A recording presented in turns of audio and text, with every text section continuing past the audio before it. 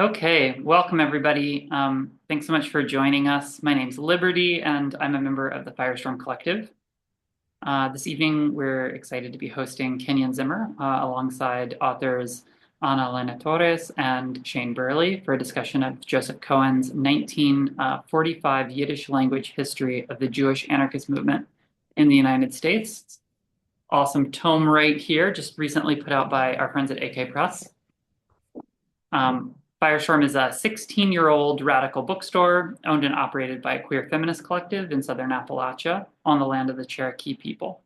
And we strive to feature books and events that reflect our interests and also the needs of marginalized communities in the South. We're continuing to do virtual events like this one online as often as possible because we know that it both gives us opportunities to connect with folks at a distance, and also because we know even here in our own community, there's a lot of folks for whom in-person events face a lot of barriers. So later this month, I just want to shout out that we will be hosting a couple cool events, including an event on the George Jackson Brigade with the folks from Rattling the Cages as part of a series that's been fantastic. And also a conversation between Dean Spade and Kai Chang Tom, which I'm really looking forward to. So I'll drop a link in the chat in just a moment so that you can find more information on those. Let's see. So tonight we are using Zoom's webinar tool. There's a Q&A feature and an open chat. Please feel free to use those.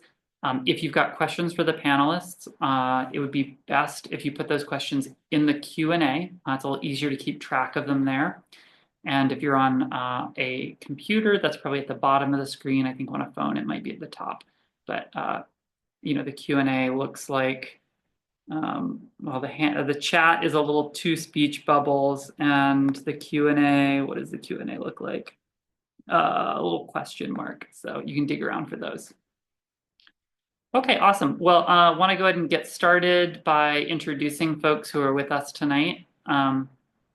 First up, we have Kenyon Zimmer, who's an associate professor of history at the University of Texas at Arlington. He is the author of Immigrants Against the State, Yiddish and Italian Anarchism in America, and co-editor of Wobblies of the World, A Global History of the IWW, Deportation in the Americas, Histories of Exclusion and Resistance, and With Freedom in Our Ears, Histories of Jewish Anarchism. And Kenyon is here rocking a very awesome Firestorm shirt. Great to see you again, Kenyon. Thanks for the plug. Really appreciate you. Oh, and it wasn't in the bio I just read, but of course, Kenyon has edited this new edition of the Jewish anarchist movement in America, the cause for the gathering tonight. Next up, I want to thank Elena Torres, who is an assistant professor in the departments of comparative literature and race, diaspora, and indigeneity at the University of Chicago. Torres is the author of Horizons Blossom, Borders Vanish, Anarchism and Yiddish Literature, and co-editor of With Freedom in Our Ears. Torres's publications include work in proof texts, Jewish Quarterly Review, Nashim, Makeshift, a journal of feminisms in motion, In Gaved, and Arts Everywhere. Torres's creative practice has included work as a poet and translator, community arts organizer, muralist, and conceptual artist. And really appreciate you being here tonight, Anna. And last but not least, we've got Shane Burley, who is a journalist based in Portland, Oregon. He's the author, co-author, and editor of 4 books, most recently including Safety Through Solidarity, A Radical Guide to Fighting Anti-Semitism, which we had the pleasure of hosting a fantastic virtual event around. It feels like a month ago. I'm sure it was actually several months ago, but definitely one to watch in the archives. It was a great conversation.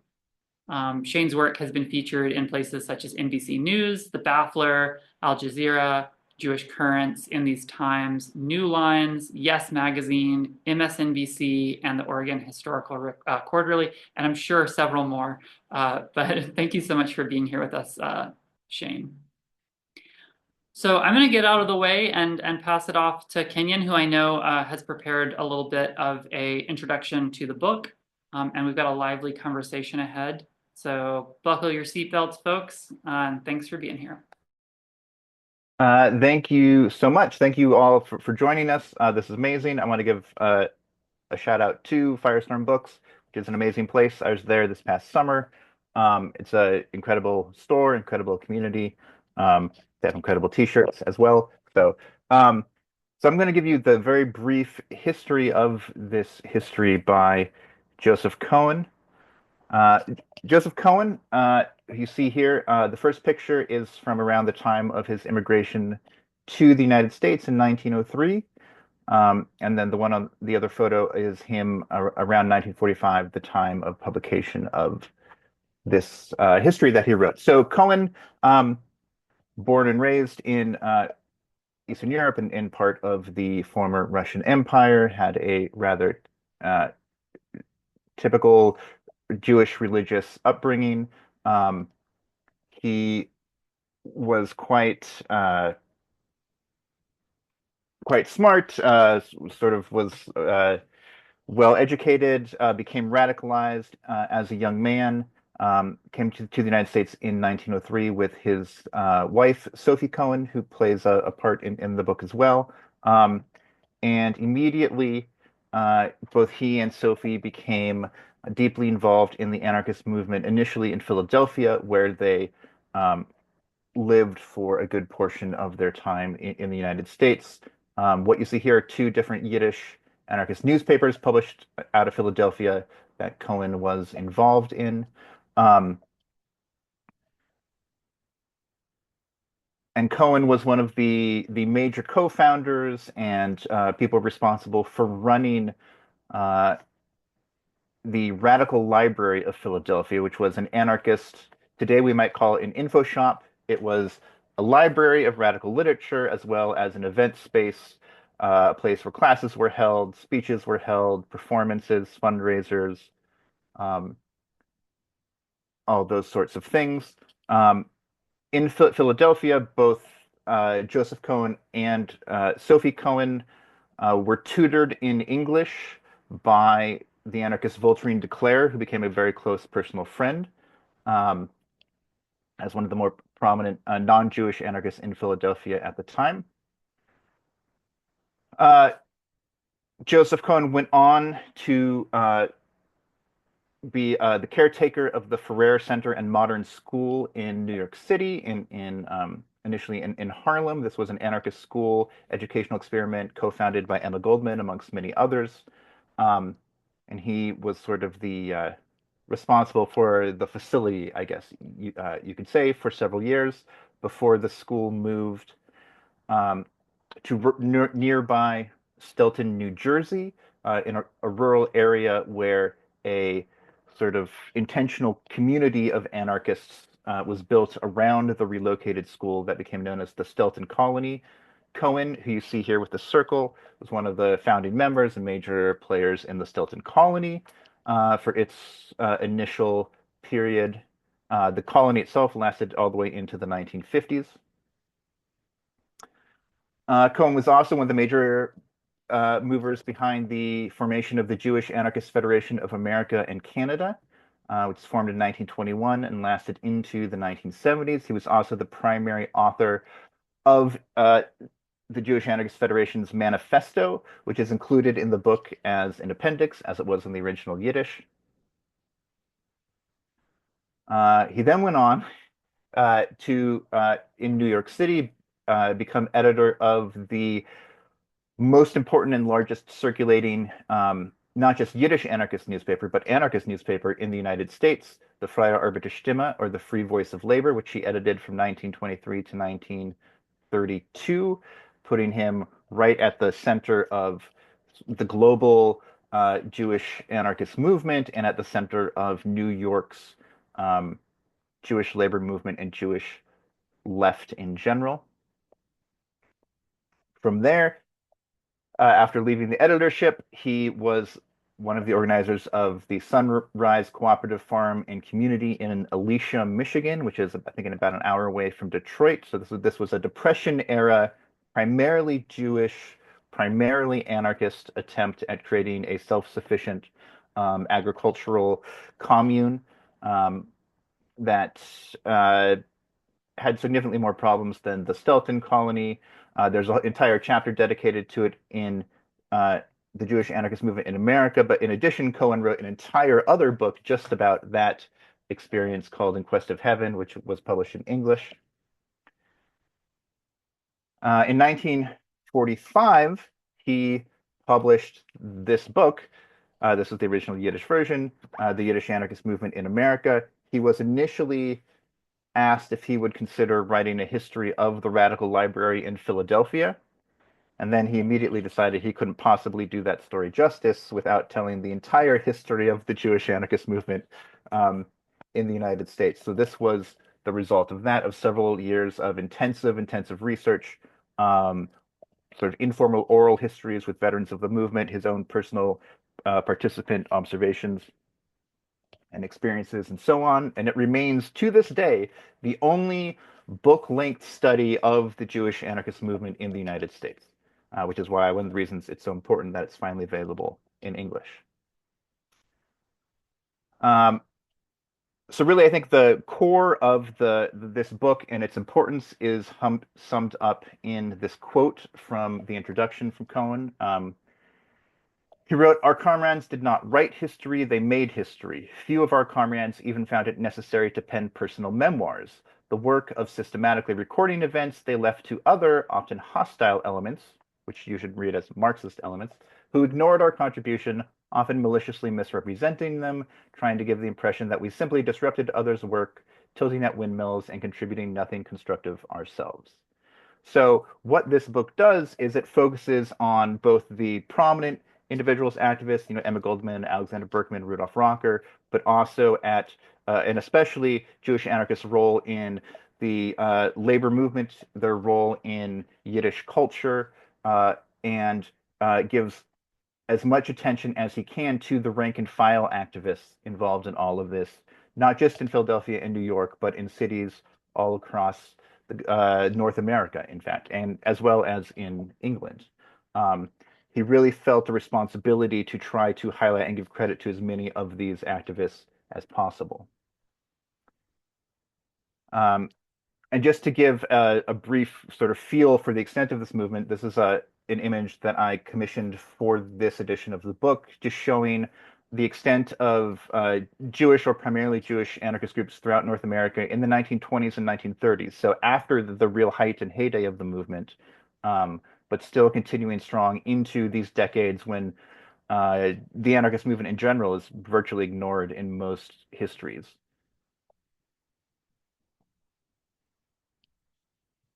So the book was published in Yiddish in 1945 to some mixed reviews for reasons that I get into in my introduction to this edition. Um, it was translated into English in the late 70s by Esther Dolgoff. Esther Dolgoff, who was married to Sam Dolgoff, they were both prominent anarchist activists in the mid 20th century United States. They knew Joseph Cohen. They had overlapped with him at the Stelton colony, in fact. Um, and Esther admired this book as the one-of-a-kind, irreplaceable history that it is. And in the late 70s, she went about beginning to translate it by hand into English. The result is more than 800 handwritten pages of translation, which form the basis of this new edition. She passed away in 1989 without finding a publisher for this book, which leads to me. So I, as a graduate student in history, studying the history of anarchism in the United States, went about learning Yiddish. As part of that process, I did an intensive Yiddish summer program at the Yiddish Book Center in Amherst, Massachusetts. You can see me here with more hair than I have now, holding up a copy of the Freie Arbeiter Stimme, in a photo that actually Anna took because we first met. We were both students at the same summer program back almost 20 years ago. Um, I was very much interested in the largely untold history of Yiddish-speaking anarchists in Cohen's book in particular, which I first encountered in its handwritten translation form, then as at the Yiddish Book Center, got my hands on the Yiddish edition um, and learned to read it and read other Yiddish sources, um, and had long entertained the idea of producing some sort of edited and annotated version for modern readers, but it always seemed like sort of an impossibly difficult and time-consuming task. And then, years later, I received an email out of the blue on December 28th, 2017, from someone I'd never heard of named Eric Gordon, uh, who asked if I could talk with him about a project involving a translation from Yiddish to English, um, a book about the anarchist movement. And I immediately suspected that he was talking about Esther Dolgoff's translation, which in fact he was. It turns out Gordon was a friend of the Dolgoffs in the 70s and 80s, and had been asked by Esther to try to find a publisher for her translation. Um, he had, among other things, commissioned the text to be typed into a word processor, but that's essentially as far as the project got um, under his watch due to difficulties in finding a publisher, finding time, and so on, and the fact that a lot of the text is like this, where it's sort of just a list of names, which don't generally mean much to a modern reader. So I lucked into inheriting the transcribed copy of Dolgoff's translation, and spent several years on and off trying to figure out who are all of these names, um, and then annotating the text with more than 700 of these biographical snippets with the information that I could find on the um, hundreds of individuals named by Cohen throughout the book. And the thing that really made this possible, after a lot of time spent and time spent procrastinating the work, was just a few years ago, the full run of the Freie Arbiter Stimme became digitized and fully text searchable, as the software necessary for doing that with the Hebrew alphabet only very recently came to be. And this allowed me to look up obituaries and look up people's contributions to the Freie Arbiter Stimme over an 80-year period. This was the main source I used for reconstructing biographies, in addition to census information, also digitized, and way too many other sources to name. But the result was I was finally sort of had the tools that made it feasible to go about annotating Cohen's text. Sort of a right 3-generation or 4-generation process from Cohen to Esther Dolgoff to Eric Gordon to me, which also came with an almost crushing sense of responsibility to get this right. So I truly hope that I have done this project justice, and it brings me immense joy to see this book out in the world, available to readers who maybe can't read Yiddish.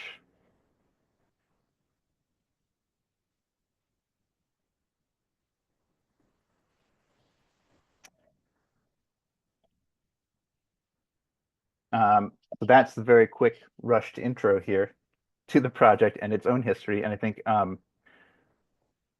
we have some questions to bounce about ourselves now.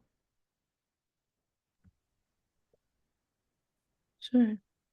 Well, I can ask the first question. But first of all, I want to say thank you to Kenyon for your incredible labor to bring this to a wider audience. When I was a graduate student, Kenyon actually shared with me the facsimile of the 800-page handwritten photocopy of a photocopy of the translation, which was my first encounter with this text. And I think I speak for many people who will be grateful that that will not be the way that they are reading this as well.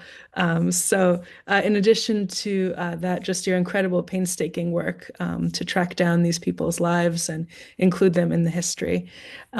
So I wanted to ask you, speaking of this biographical aspect, if you could say a bit about a couple of the people discussed in the book who you found most fascinating, and why. What were their unique contributions? Uh, yes, it's a great question. It's a huge question. There's, hundreds of rabbit holes that I had to sort of tumble down to assemble this. But exercising some restraint.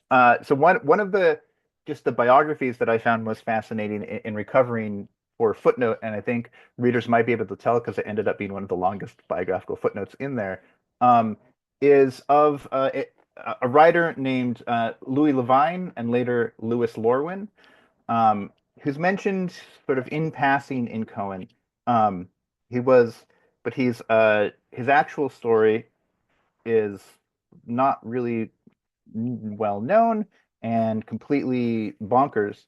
So he was a Russian Jewish revolutionary who immigrated to the U.S. Actually as a child with his family, then later was educated in Europe, returned to Russia, took part in the 1905 revolution, came back to the U.S., wrote for the Freie Arbeiterstimme on anarchist theory and tactics, and then got his PhD at Columbia University, wrote wrote a dissertation about the French syndicalist movement that is still regarded as an authoritative text. Wrote the first history of the International Ladies Garment Workers Union, um, and uh, then changed his name, sort of hid his revolutionary past, became a um, and ended up sort of a decade or so later becoming an advisor in the New Deal and one of the authors of the Marshall Plan, the economic aid package to post-war Europe, all stemming from his interest in economic planning, which stemmed from his interest in syndicalism originally. So it's this strange, wild path that he took from revolutionary Russian anarchist via syndicalism to planned economies to sort of behind the scenes kind of important figure in 20th century world history. And there's that, and that's just one of a million stories that I could tell. But that's the ones that I wish I could write a whole book on. Well, I just want to jump in. I appreciate you letting me come and sit in and talk about this book. I've been really excited. I've kind of read this book over the last 6 months, and it's been a real joy. One of the things I think that's so remarkable about it, and actually of both of your work, is that for so long, Jewish anarchism has not been really a big focus of Jewish history or even of Jewish leftist history or Jewish labor movement. You'll find a lot of great books that will actually carve out anarchists from their story. And so bringing that back in, I think, has been really fantastic. But I'm also sort of curious your thoughts about how anarchist histories, anarchist memoirs, biographies, how is this different? How does this strike a kind of different chord than what we often get in history? And what does it contribute to that sort of storytelling of history and recovering of history? Um, Anna, do you want to take first swing and I'll follow up? Sure, yeah. Thanks. So I think of anarchist history as often written at eye level in the sense that you can more so make eye contact with the people whom you're reading about as opposed to hovering over them or seeing them from a great distance. There's a kind of an intimacy to the way in which people's lives are uh, are recorded and kind of the dignity and attentiveness to the individual life. And how is that related to anarchist thought? How is this form or the genre of anarchist history related to anarchist thought? And I think one aspect of it is how anarchism asks people to reflect continually on their own power and how they relate to the power of others in daily life, in their workplace, with your coworkers, with your boss, in your kinship structures. So I think it follows from a philosophy that has a radical attention to power and connection in daily life that anarchist historians would then attend to the daily lives of those who are involved in the movement. And we see this tendency in the work of Paul Avrich, for example, even in the titles of his books, Anarchist Portraits, Anarchist Voices, The Oral History. We see this as well in the work of the contemporary writer Kathy Ferguson, who has been working on an ongoing project of a mass biography of anarchist women. And part of Kenyon's work as well, which I want to hail, is that this process of research is also restorative or reparative to the biographies of women who were not necessarily even mentioned in Cohen's work, but have been added in the notes, or they've been mentioned only as the wives of some of these activists. So I think of anarchist history as a practice of anarchist thought as well. Yeah, I don't know that I have a lot to add to that. But we certainly see in Cohen, and he's explicit about this in his introduction, that he is striving to sort of give credit, right, to basically name drop as many contributors to the movement as he can, which is part of the reason the book was viewed as unpublishable for a long time, is because you had these long lists of names with no context or information about the individuals.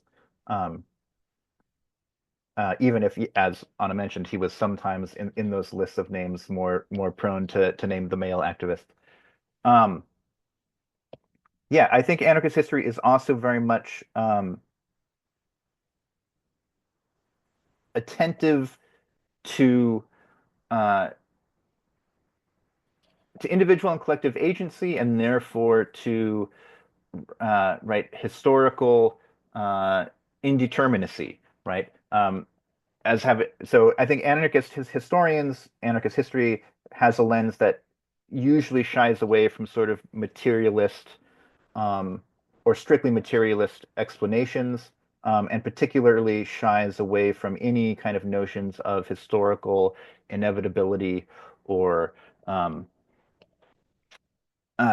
historical stages, those kinds of things. I guess. All right. So let me ask you two, as readers of the book, because it's a question that has come up in the various other of the talks I've given about the book, which is, what lessons can contemporary anarchists or activists take from Cohen's tale that he relates? No, Anna, do you want to kick us off with that? I feel like you've probably sat with some of those questions for a while.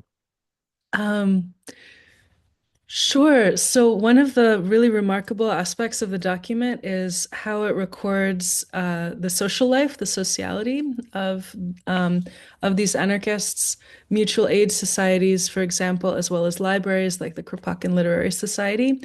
It documents the labor that goes into organizing, and it also pays a great deal of attention to the process of translation, thinking about the Yiddish radical press not only as an engine for expression, but also as a mode of translation in which they're taking in works of philosophy. For example, there was a serialized translation of Spinoza. I'm sure people were on the edge of their seat waiting for the next week to get to the next installment of a Spinoza translation. But thinking about the significance of translation as a social practice, as a way of building their interconnection with the rest of the world, their philosophical engagements as well, and the commitment to translation as a form of building those coalitions and building those comradeships. And so I brought today to show folks some of those translations. Here's a pamphlet from 1914, which is a translation of Sebastian Fahr. And this one was published in New York. And we can think about the role of not just the authors, but the role of the translator, certainly Esther Dolgoff herself, right? And including the names and the labor of translators is also a way to include more women in the writing of this history. Perhaps women were not signing the articles, but they were also involved in the translation and the distribution of them. And I also have here a translation of Kropotkin. This was published in 1906 in London. So thinking about this interest in connection between the Yiddish and the Russian and the English-speaking world and the French-speaking world. Here is a work by Marison, who's discussed at length in Kenyon's work as an editor. He was also a translator of Darwin and of a lot of scientific texts. And so the way that these books were being translated showed an anarchist commitment to knowledge and philosophy beyond what we might just think of as anarchism itself, but towards the pursuit of some larger truth and knowledge. And then lastly, I brought a copy of, this is from the 1890s. These are bound copies of Freie Gesellschaft.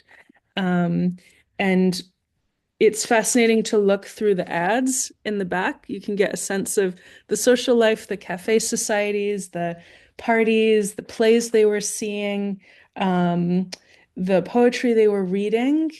And it gives you a snapshot of the social world and the tension to building the world that they wanted to live in through mutual aid, through direct action, through these literary spaces. And just to give you a sense of kind of the care with which the typography is done. Here's a photo of the Haymarket Memorial in Chicago, where Emma Goldman and Voltairine de Cleyre are also buried.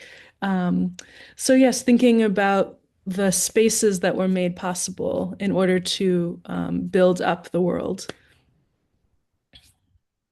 Yeah, I think that question about mutual aid also came to mind because I think I'm correct about this. The most referenced organization is Worker Circle throughout the book. So Worker Circle would have been like a membership organization that would have mutual aid, but a number of other things.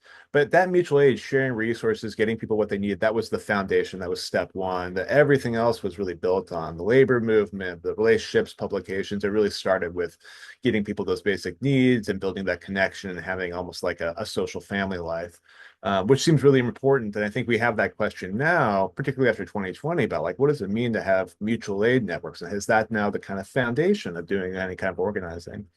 I think one thing that's really striking to me in the book is that there's not just a sort of it's not just a secular Jewish identity, it's a very anti-religious Jewish identity at certain parts. And there's like parts particularly early in the book where they discuss getting into literal fistfights with Orthodox leaders or fighting over what's going to happen on Yom Kippur and serious holidays.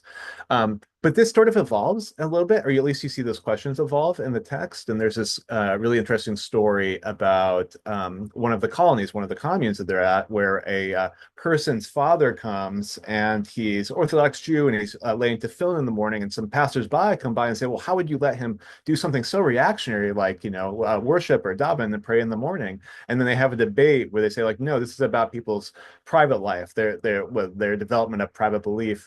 And this is really a question that they wrestle with. And I think it's one that people think about now. Anarchists since the 60s and 70s aren't nearly as hostile to religion, certainly not Jewish anarchists, but it's still a question that I think comes up a lot. And I think that really was astute there. So those are two things that really, really, really struck with me throughout. Yeah, and I think just to build very briefly on Anna's mention of, I think she called it the labor of organizing. I think one of the big takeaways is Cohen's emphasis on institution building, right? And not just like what can institutions do, but he gets into the nitty gritty of, how do you keep an anarchist newspaper financially solvent? Right? How do you run an anarchist library or an anarchist school or an anarchist summer camp or an anarchist cooperative bakery? And he's very frank about what he sees as lots of mistakes people made in various of these endeavors, precisely because he is interested in how do we create institutions that are durable and sustainable, in order to try to nudge us towards the goals that we have. So I think that's a particularly sort of strong element that comes through in my reading.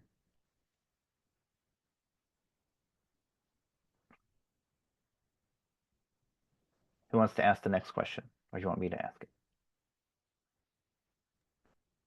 Well, I can jump in and bring us a little bit more contemporary, or at least bring in some of the debates that I'm sort of hearing. As I'm reading the book, and this is very much me in 2024, 2025, reading the book, kind of projecting the questions we have back on. But I think it's hard not to ignore like how they deal with questions of Zionism, which have obviously been an emergent movement. The book is published before the State of Israel is founded. And I was sort of like looking to see like how political debates might play out, how these might be clashing. It's actually not that much because it almost feels like Zionism doesn't have that much of a presence in the political world they're talking about. So maybe this is a question for both of you. How would Jewish anarchists in this period, and it's a wide period that Cohen actually uncovers, but how would they have kind of like navigated these questions about Zionism or debates around the politics of Palestine?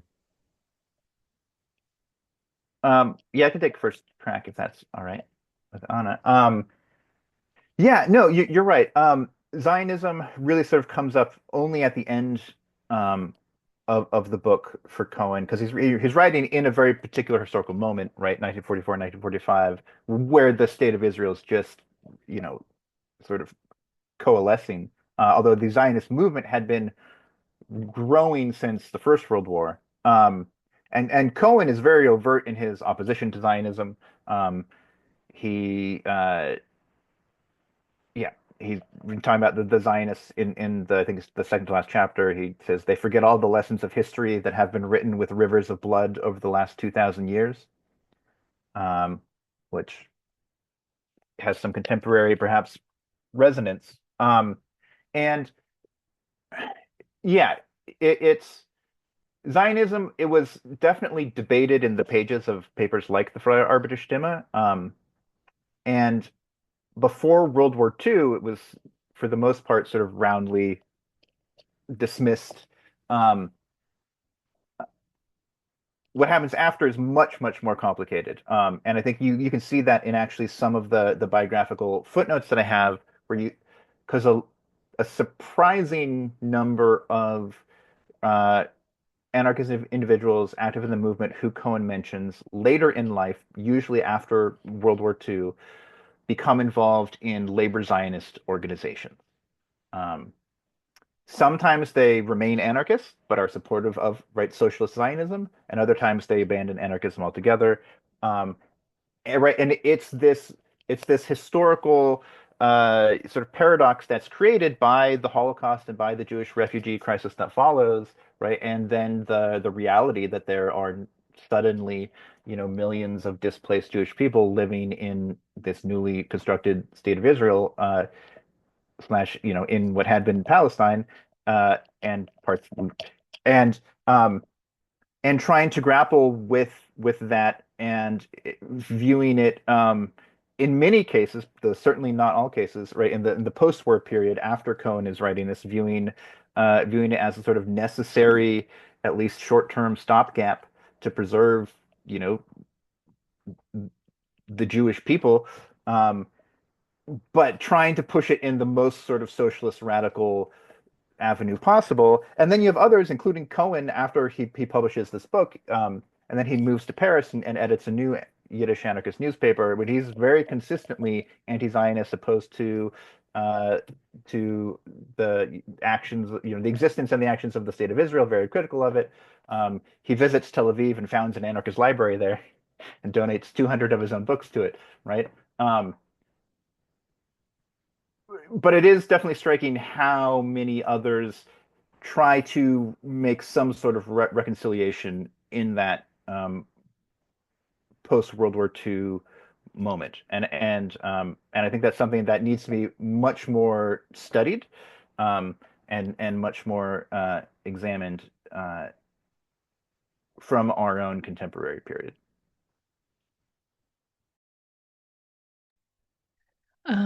Sure. A couple things to add for people who are interested in doing more reading on the subject. Chaim Rothman's work as well, looking at resonances between Hasidic and religious Jewish thought, and how are different articulations of the nation articulated. And another article you might be interested in is Isha Beirich, who's a graduate student at Columbia, recently published some translations from Freie Arbeiterstimme, and I can put them in the chat, the link, which was published in Jewish Currents, and it's about anarchist responses after the Hebron massacre in 1929. That will also give you kind of a snapshot of ways in which Zionism and anti-Zionism are being discussed in this in the anarchist, in the Yiddish anarchist press. And we can think also of how were Jewish anarchists responding to the Khurban, to the Nazi genocide. This book was published before, but there were some who interpreted the horrors of World War II as a warning about nationalism itself. And so some people I'm thinking of, there's an archive in Toronto from Leon Malmed's anarchist circle there, Yiddish anarchist circle in Toronto, who were trying to form mutual aid groups to support survivors and deportees after the war. And were also sensitive to the issues of working class non-Jewish Poles and other people who are working class, not recognizing a huge line between Jewish and non-Jewish war victims. So if we think also about the granular attempts to organize, we can look to the Landsmannschaften or support for deportees, support for survivors after World War II, and thinking about the material response to the war, not just philosophical questions about the meaning of statehood, but how are they trying to support one another for those who were affected by the Nazi genocide.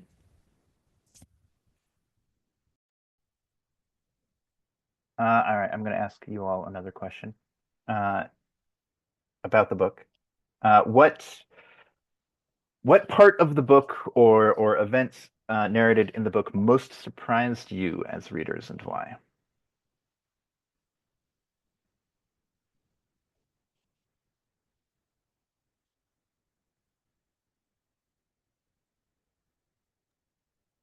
This is a bomb drop question. 'Cause there's actually quite a bit that really surprised me. I think I think that there's a one of the things that I guess that surprised me was the the way in which Jewish identity becomes sort of new or newly discovered or newly crafted throughout the pages of it.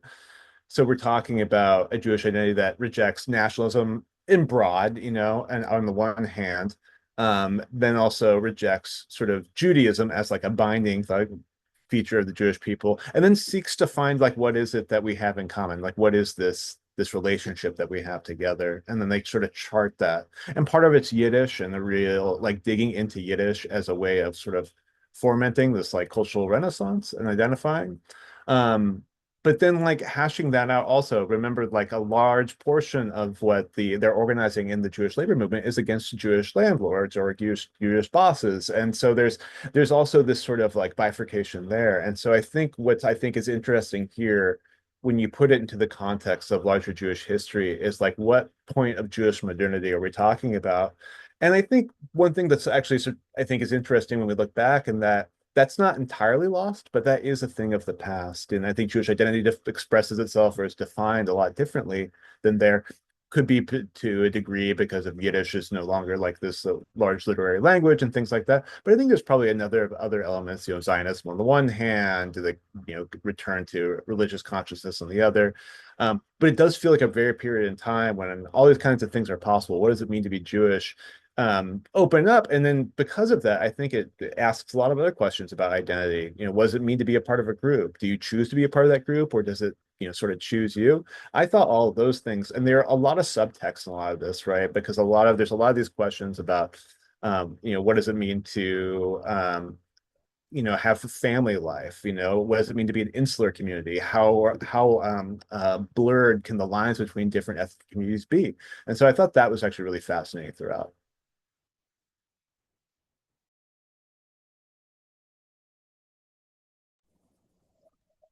Um, yeah, I think you're spot on, right? And pinpointing Yiddish as a contributing factor, right? Because even the word Yiddish itself in the Yiddish language refers to both Yiddish as a language and culture in the Yiddish language, but it also means Jewish at the same time, right? It's the same thing linguistically.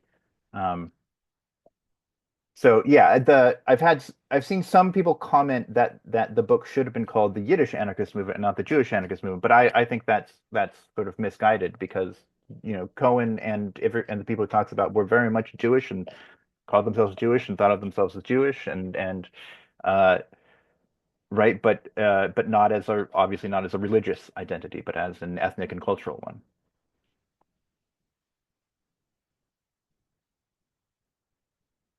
I know so just to answer my own question, right? When I first read this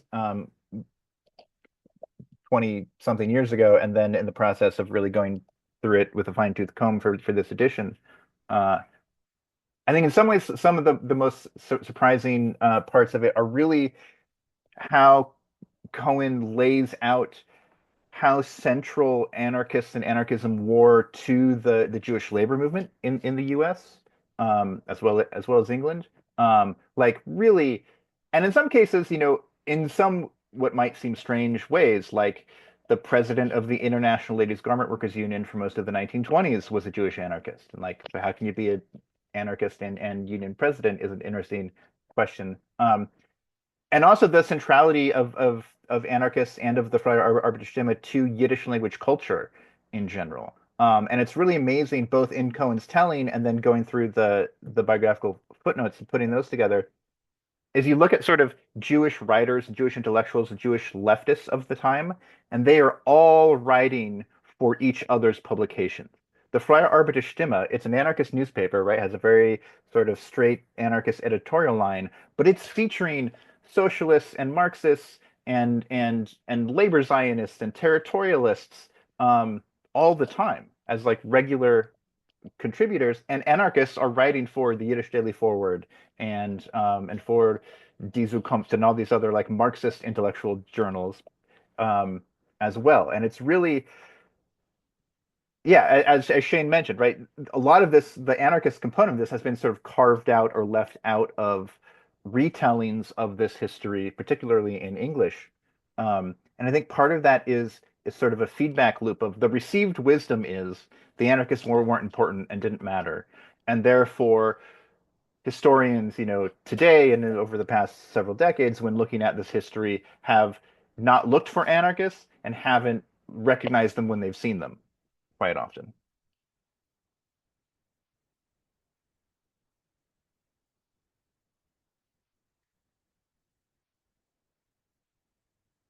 Who wants to pose the next question?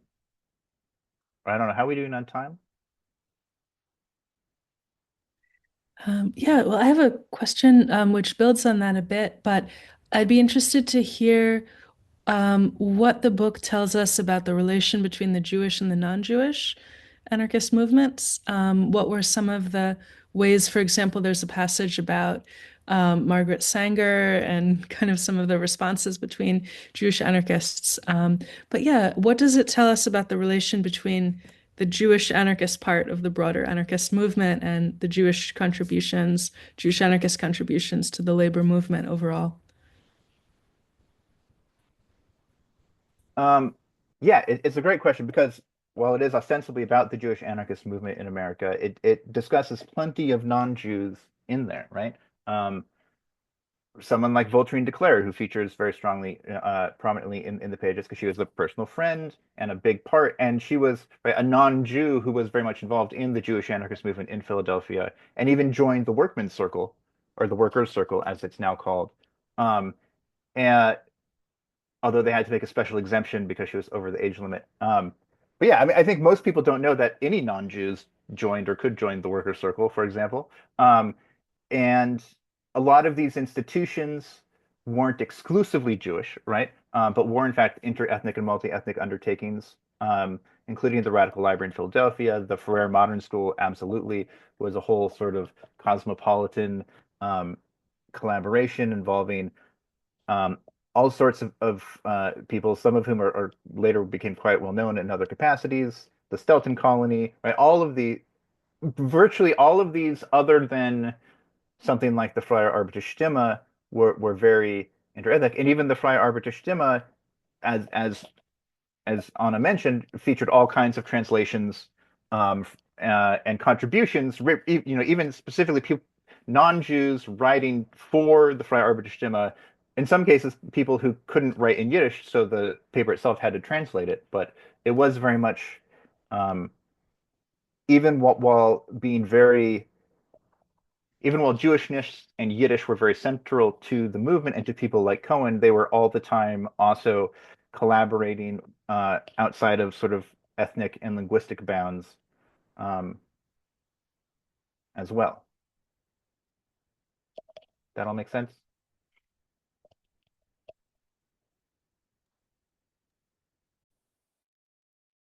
I had like sort of a question that built on that a little bit.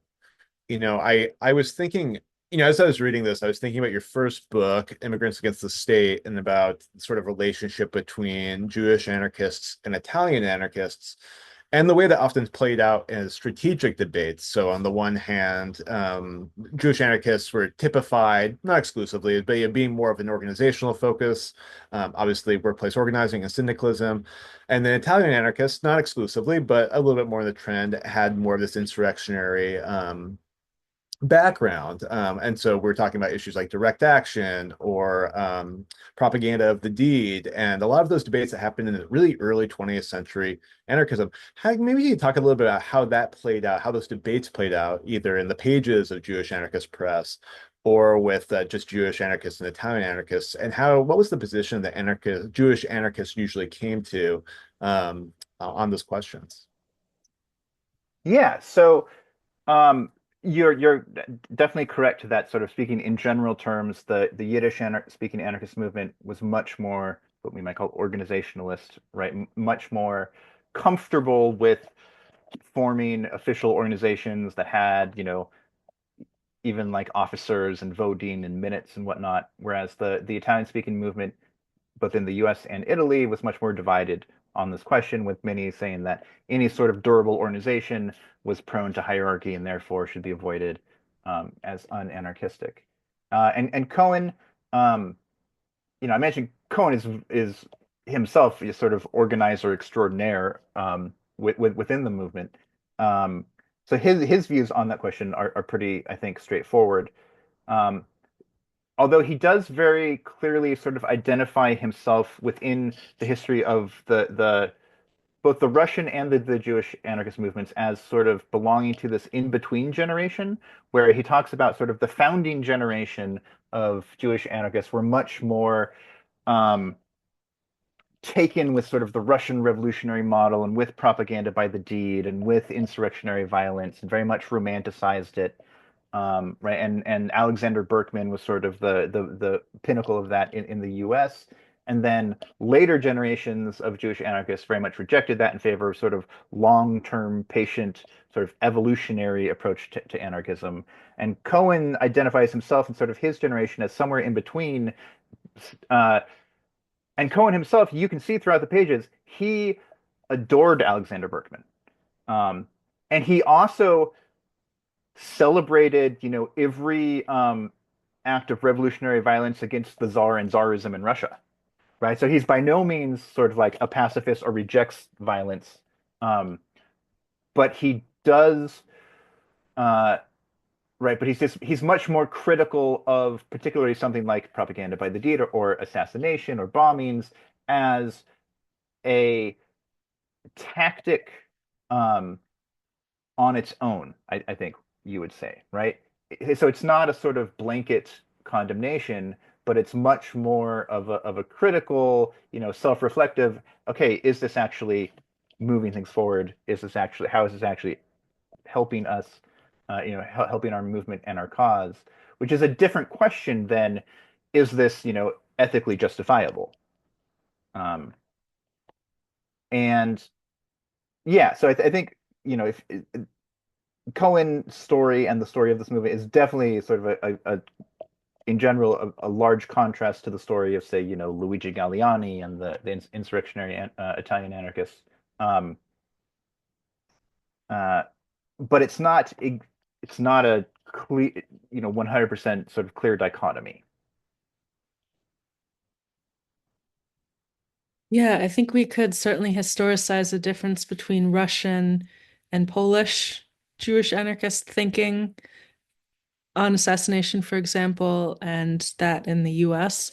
Ayelet Brin wrote a chapter about the Yiddish anarchists' responses to the McKinley assassination, which is in the book that Kenyon and I edited together. But you could look, for example, to the Black Banner or other movements in Europe that are saying very different things than that in the US. So I thought maybe I would read a little bit from the Anarchist Communist Manifesto, which was published in 1921, and it's an appendix in the book, which speaks to this question. Quote, "We are revolutionists, but not terrorists. We are working to bring about the social revolution, the complete overturn of the social order. However, we oppose any attempt to interpret our teachings as an incitement to violence and expropriation. Anarchism is a social doctrine based on freedom and full equality. Violence against tyrants has historical justification, but it is not the result of anarchism." And then those paragraphs end, quote, "We are against any tendency to turn anarchism into a conspiratorial underground movement, which provides a breeding ground for all sorts of creatures who commonly infect revolutionary ranks. Only when all means of public activity have been exhausted should conspiratorial methods be used." Um, so that's just to give you a bit of the dialogue there. Yeah, precisely. Right. Which is how someone like Cohen or the Freie Arbeiterstimme can, on the same page, celebrate, revolutionary action in Russia, where, you know, all other means were exhausted, but condemn something like the assassination of McKinley in the United States as being counterproductive. Yeah, and I think we see in a lot of Jewish anarchist writing in the US, there is a certain optimism about the potential for um, an anarchist society or an anarchist life in the US. Um, and we see it, for example, in responses to the Haymarket affair or Goldman and Berkman's responses to deportation, where they are claiming a language of free speech. They are claiming um, the American forefathers as their own forefathers. And it does express a certain, maybe cruel optimism, to use Lauren Berlant's phrase, but a certain investment in ideals of democracy that they saw um, as maybe more feasible here than in Russia.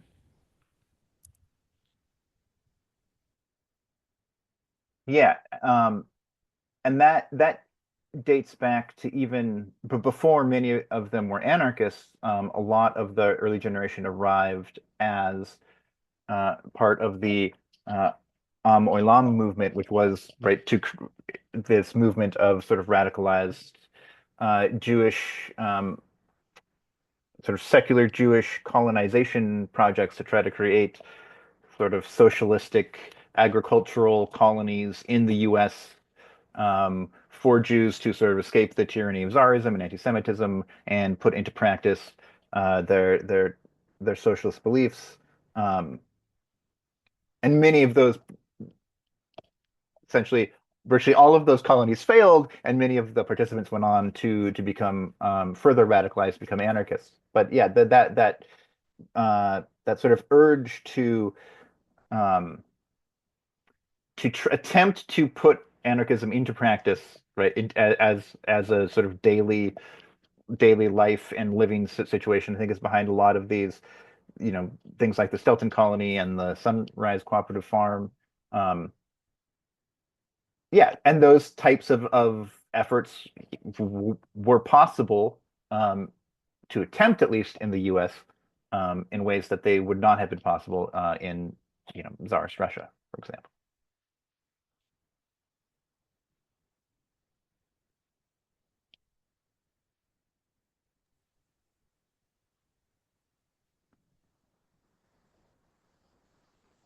I had a question for Kenyon.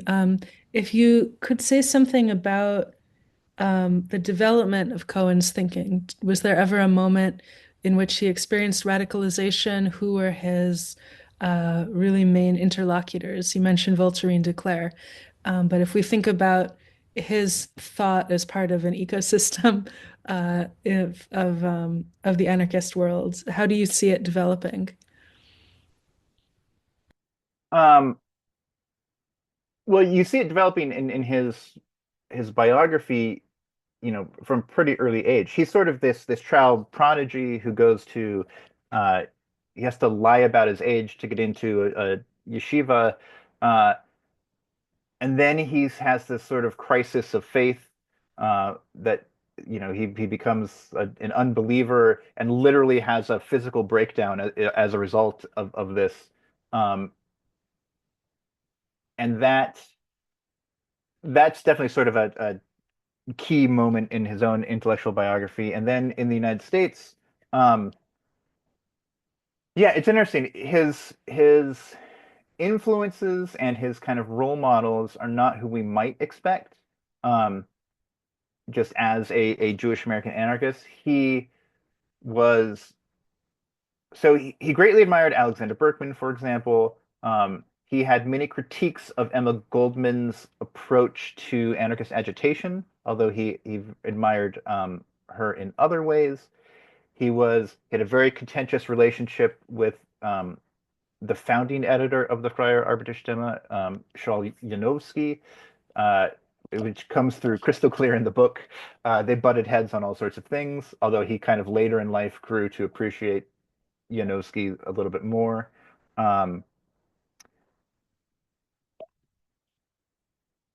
yeah, I think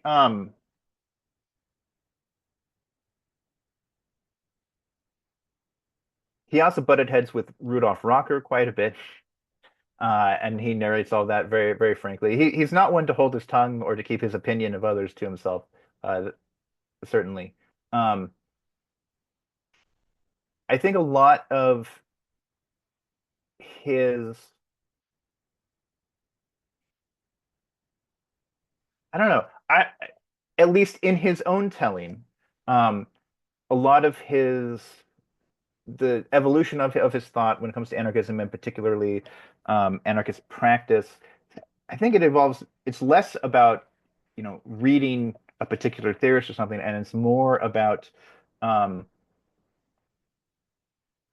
trial and error and the numerous sort of projects and institutions and experiments he was involved in, um, because he was a very cerebral, analytical guy, and he would pick apart, all right, this is what went wrong, this is what is working, this is what is not, and I think it kind of evolves from that. And I saw in the chat, someone brought up, for example, he later in his life when he's writing this book after World War II, he's reevaluating his own stance on the First World War. Um, and suggests that he and others who were completely resolutely opposed to uh, sort of supporting the Allies in World War One may have been, in retrospect, a little bit misguided. Um, the reasons for that, I mean, the reason for that is World War II, and the reckoning that World War II brought, particularly for Jews of any variety, right? Um, you know, it seemed to most insanity to oppose the Allied powers in World War II, and therefore, in retrospect, what does that say about the approach to World War One? Although, of course, they are different, complicated historical events, but that's I think the main cause of that self-reflection that he has. Um, yeah, I think it's sort of events and experiences more than intellectual influences, if that makes sense. Great, thank you.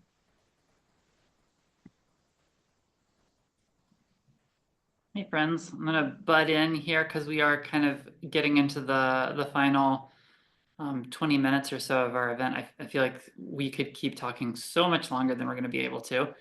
Um, Anna and Shane, if you had any other burning questions, definitely want to give you space to get them in. But we do also have some great Q&A prompts that we could go ahead and take a look at.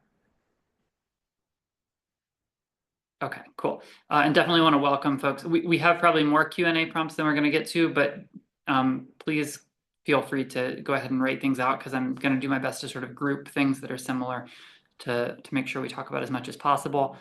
And I think the one that has come up the most, both in the chat and in the Q&A, are questions about settler colonialism and indigeneity.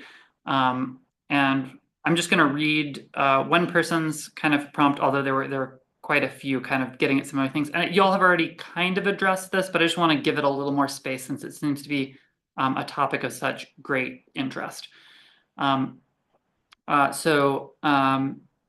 This participant wrote, "How did the movement engage indigeneity?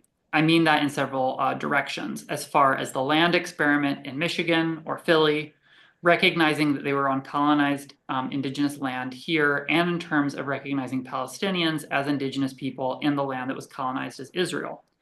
I've been studying the strong pre-war anti-Zionist work of the Bund in Poland and Ukraine, and former Pale of Settlement regions for a novel. I recognize that post-World War II there was a shift, but thought maybe more of that direction continued here." Yeah, if y'all could just share any additional thoughts on this question of settler colonialism and indigeneity, whether it shows up, how it shows up. Yeah, absolutely. So in Cohen's chronicle, it does not essentially come up. Cohen's book, and this is a product of in part of when it was written and who it was written by. Yeah, there's no analysis of colonialism, imperialism. There's almost no reference to indigenous peoples of the Americas. He does discuss Palestinians. And again, he's stridently anti-Zionist, and in that sense, sort of, supportive of Palestinians' right to occupy, or live in the territory that becomes Israel. In the broader scheme of things, looking at the Freie Arbeiterstimme, you do get some more discourse about, for example, Indigenous Americans. It tends to be much more sort of, they existed in the past, but not necessarily in the present that they're being written about. But they do tend to be written about, right, admiringly. There's an interesting thing that happens during the Mexican Revolution, where the Freie Arbeiterstimme sort of supports and paints this very glowing picture of Zapata and describes him incorrectly as an Indian chief. But yeah, in general, I mean, so settler colonialism, as a term and a concept, of course, didn't exist in 1945. Imperialism did, but Cohen doesn't engage. He doesn't talk about imperialism, even when he's critiquing Zionism. He's not conceptualizing it in those terms. Sure, I can speak to this question. I also discussed this in my book, Horizons Blossom, Borders Vanish, in a section related to how anarchists were responding to the suffrage movement, the universal suffrage movement, or the women's suffrage movement. As folks may be familiar with, a major influence on the suffrage movement by settler women, particularly in the Northeast, was inspiration from Haudenosaunee societies, native structures of society. And this was a major influence for arguments that women could be political actors, had political subjectivity. Now, how anarchist women were responding to the suffrage movement, which had strong influence from Native thinkers and Native societies, varied. Some, like Emma Goldman, were against, of course, the expansion of universal voting. Others, like Katrina Yevzarov-Marison, who I have a chapter on, were both anarchist and suffragists, and they were inspired by the suffrage movements in Europe and in the UK, as well as by the construction of a feminist genealogy in which indigenous societies, histories, and organization of life was a major inspiration. And so ways in which Indigenous history gets taken up is often through a feminist lens, looking at Indigenous societies, women's political roles and power. Are there aspects of what we might call a settler temporality, to use Mark Rifkin's phrase, in which Indigenous life is transplanted or deferred into the past? That is one aspect, but there is another aspect in which there's a very strong political influence looking towards Native society for an articulation of other ways to live. That is not the same thing as coalition building or building relationships within a movement between Jewish, immigrant, settler, Indigenous people all together. We don't see that. We see a lot of more so anarcho-syndicalist movements between immigrants, settlers to the US, versus trying to build Indigenous immigrant settler coalitions. But intellectually, in terms of the historiography, I see much more influence in terms of anarchist feminist thinking in turning towards Indigenous histories than I do in the writing of people like Cohen or like Joseph Luden or several other histories of anarchism that are written by men, for whom the main issue is trying to establish a lineage for anarchism. For women, they're trying to establish a lineage of women as having political power. And for that purpose, engaging with Indigenous history is really important. Similarly, we see moments when the terms imperialism are used, but not settler colonialism as a set phrase in that period. So that said, I'm trying to tease apart some of different aspects of it. There's also, I think, a strong resonance between the kind of decolonial moves towards valuing what we might call a minor language, which does resonate with Yiddish anarchist approaches, as opposed to, for example, the idea of having a universal language like Esperanto or English. I think there is pushback on a vision of homogenizing anarchism from within Jewish movements. And there we can see a resonance between Yiddish and Indigenous thinking on sovereignty.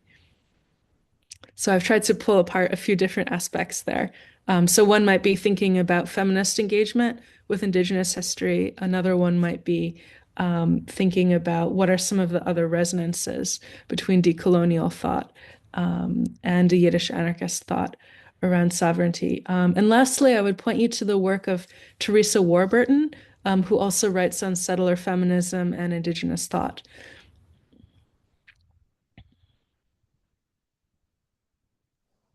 Thank you both. Those were really great answers and some good things to follow up on. Yeah, I'm going to throw one in from the Q&A that really is a very different kind of question. We've got somebody asking sort of about the state of the Jewish anarchist movement today. To what extent is there something we would call a Jewish anarchist movement? How large is it? What are its concerns? And Shane, I'm kind of imagining that you might start us off on this one, but I think it's a great question given the subject matter of the book. I can jump into this. This is what my next book is about. I think like there is a large and growing sort of self-identified Jewish anarchist movement, and a lot of it comes around the reclamation of Jewish identity. So it's sort of like coming back and kind of bringing it back into anarchism. And it looks very different in a lot of ways. So like one of the big ways is that a lot of the ways people engage sort of like as a Jewish identity is through ritual practice, reading of texts, Jewish spirituality in some way, and that comes in a whole range of forms, from being like more traditional to being like totally new and innovative, but it doesn't have that kind of the tension we were talking about earlier, where there's a certain like aggressive atheism that's really built into the politics. And I think that's in a large part because people's opinions about spirituality, identity, disassimilation, decolonialism, that has just changed over the last 30, 40, 50 years. And that plays out there. But I think there's also, there is a large growing kind of presence of that. There's also really obviously a large growth of Jewish Palestine solidarity organizing, and that's a big component of that. And I think that's where a lot of people are sort of funneling into that, at least in the last couple of years.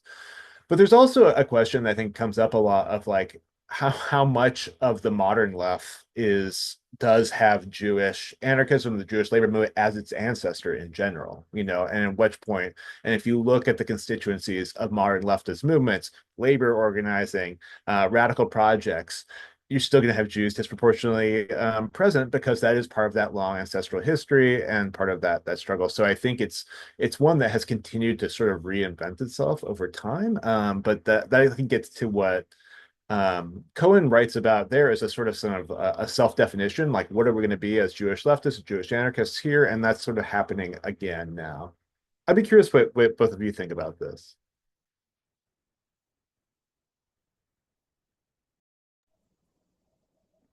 Yeah, I mean, I can't claim to have my finger on the pulse of contemporary uh, Jewish anarchism here in Dallas, Texas, and within the academy and so on. But yes, there's definitely a sort of resurgence of anarchists now identifying themselves as Jewish anarchists or Jewish leftists now identifying themselves as Jewish anarchists. Um, I think part of that is also a response to, rising anti-Semitism and events like the Tree of Life synagogue shooting. Um, I think it's part of that. And maybe it's also part of a rediscovery of things like Yiddish and this Yiddish anarchist past. And I hope that bringing Cohen's book, for example, to that and right this history that has been so largely neglected and unknown um, might make a contribution to that as well.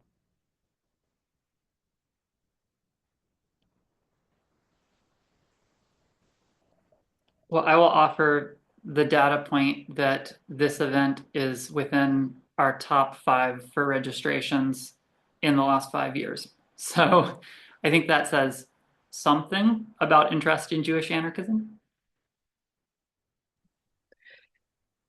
Yeah, well, I think one of the other interesting developments in contemporary Jewish anarchism is an elasticity around ritual. There's an interest in, for example, there were Shabbos events at Stop Cop City in the forest in Atlanta.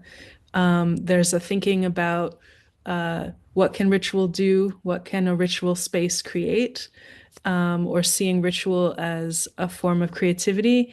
And I think that also has a lot of resonance with contemporary queer culture, where there's an interest in ritual or embodied practice in some way. Um, to historicize that, we can also look at events, not just the Yom Kippur balls, which are maybe the most famous, the use of Jewish ritual event or structure refilled with anti-religious or anarchist content. So there's a very long line of doing things with ritual, but sometimes they're anti-religious. And sometimes in the contemporary moment, it's more about embracing ritual as a kind of transformative moment, or thinking about Shabbos, for example, as being anti-work and how can we build on that. Doing an anti-capitalist reading of Shabbat, for example. And I think the people who are able to do that are largely people who did not grow up inside of an Orthodox community. So there is a kind of elasticity or openness to reinvention that we see in the contemporary movement. But if we think of, for example, pamphlets that were written as parodies of Yom Kippur prayers, in order to write a parody of Yom Kippur prayer, you need to know the Yom Kippur prayers really well in order to do that. But there is, I think, interest in ritual as something which can be transformative and which an anarchist lens might find generative as part of a contemporary movement.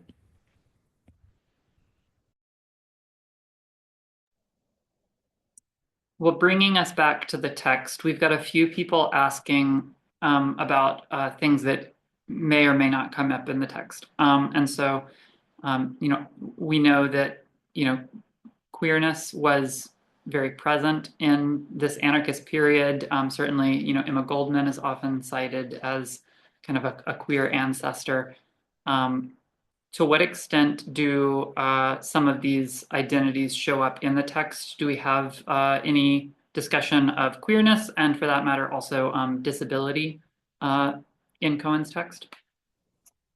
Yeah, so real quick, queerness, Cohen doesn't mention explicitly anywhere in the text. In some of the footnotes, I do identify there are individuals who he mentions who we know were queer. People like Henry Alsberg, who was a sort of assimilated American Jewish anarchist who met Emma Goldman and Alexander Berkman in Russia after they'd been deported. And later he's the head of the Federal Writers Project under the WPA during the New Deal. He's a fascinating guy. There's a full-length biography of him now. So yeah, in footnotes where applicable, I have flagged that, but Cohen doesn't mention it. There's one case where I'm very tempted to think that there is a queer backstory, but this also actually links directly to disability. There's a oh gosh, and I have to look up the name of the people involved here because it is slipping my mind. But there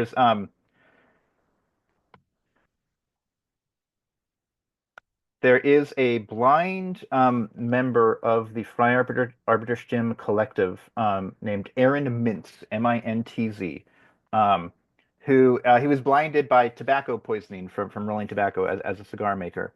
He lost his eyesight, lived with a close friend named Nathan Weinreich, who was his eyes, and they were inseparable. Mintz, even though he was blinded, was still remained like an important literary critic. So, right, his helper slash partner would read to him, and he had a great mind for these things, and he would, he would remember all of the text and the literature that was read to him. I'm so tempted to attribute some sort of queer relationship to these two. They did live together, and even if you look them up in the census, there is one census where they are even listed as partners. But there's no sort of smoking gun. But it is easy to imagine that there's a story there. In terms of disability beyond that, there's not a lot that's mentioned. Cohen doesn't even mention the fact that he himself had to quit his job as a cigar roller because he developed asthma, or the fact that his wife Sophie ended up with a pretty debilitating disease. So yeah, in his telling, it's not central, certainly.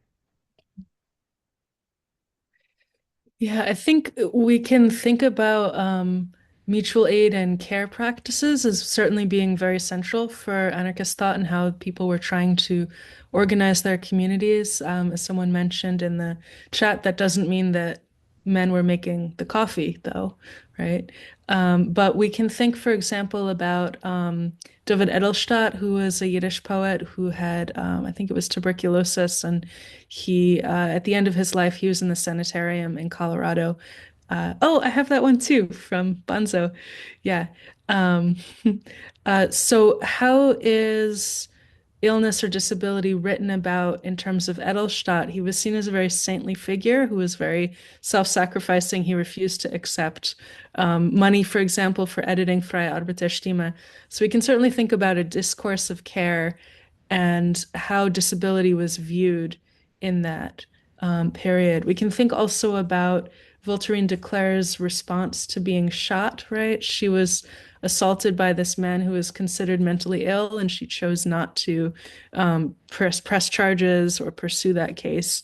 And so there was a lot of interest in how she responded, the care that she was extending to this person who was considered to be mentally disabled, and how is he represented and how is her act of care represented? There was a lot of interest around that.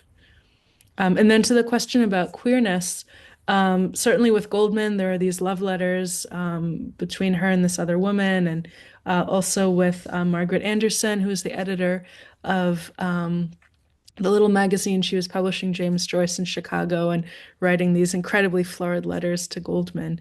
But we can think also about is there an inherent queerness in a movement for comradeship? Is there a queer desire or a queer longing to reorganize society not along the lines of biological family, right? Is there a queer discourse of comradeship in and of itself? An incredible question, which we could definitely have a whole evening on, and I would love to. We are unfortunately reaching the end of our 90 minutes. I can't believe that it's already been an hour and a half. I do want to make a little bit of space before we sign off tonight, just to hear about any projects that y'all are currently working on, or any places that people can go to connect with you or your work after this event. And maybe we could start with Kenyon. Yeah, so I'm currently working on a big book project that's a global history of the deportees of America's first Red Scare, tracing folks beyond Emma Goldman and Alexander Berkman, who were deported between 1917 and 1925, and what they did and the effects that they had on the wider world.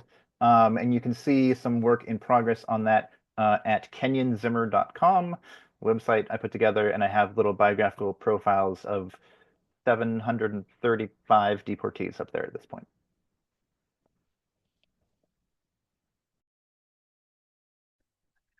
You should read everything that Kenyon's written and that Shane's written. And if you're in Chicago, I'm teaching a class called Stateless Imaginations, which is on world anarchist literature. And I also wrote a book called Horizons Blossom, Borders Vanish, which is on anarchist literature in Yiddish, so elegy and radical forms, modernism, avant-garde, anarchism that really runs through 150 years of Yiddish literature.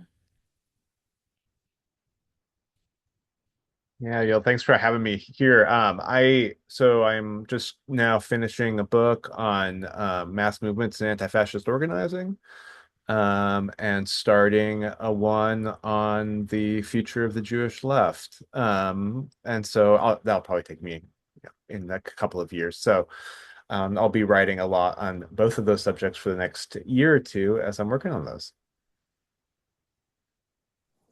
And let me just plug, if those of you watching us talk amongst ourselves are moved to purchase any of these books, consider doing it through Firestorm and supporting a great project.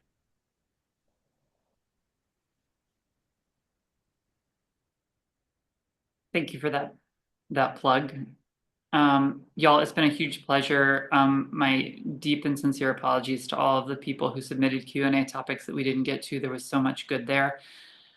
This was such a delightfully nerdy conversation, and I hope that we're able to have more like this in the coming months. And I think on that note, we have to call it. Y'all, I hope you have a great evening. Thanks to everybody who joined. Thank you all so much. Thanks, everybody. Thank you all. Thank you, Kenyon.